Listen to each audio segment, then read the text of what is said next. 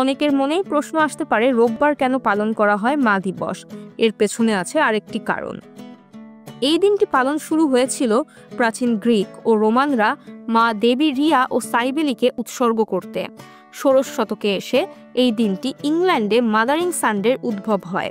এই দিবসটি উদযাপন করা হতো লেন্টের চতুর্থ রোববারে।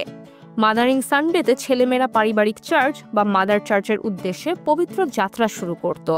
এই দিবসটি মূলত পারিবারিক পুনর্মিলনের সুযোগ করে দিত। এদিনে ঘরের ভৃত্যদের পর্যন্ত ছুটি দেওয়া হতো, বিশেষ করে মেয়েদেরকে ছুটি দেওয়া হতো, যেন তারা তাদের পরিবারের সঙ্গে সময় কাটাতে পারে। মধ্যযুগে এই চর্চা চালু হয়েছিল যে যারা কাজের জন্য যেখানে বড় হয়েছেন সেখান থেকে চলে গিয়েছেন, তারা আবার তাদের বাড়িতে বা মায়ের কাছে এবং ছোটবেলার চার্চে ফেরত আসবেন। সেটা হবে খ্রিস্টান ধর্মের উৎসব লেন্টের চতুর্থ রোববারে। সে সময় 10 বছর বয়স হতেই কাজের জন্য বাড়ির বাইরে চলে যাওয়াটা খুব স্বাভাবিক ছিল।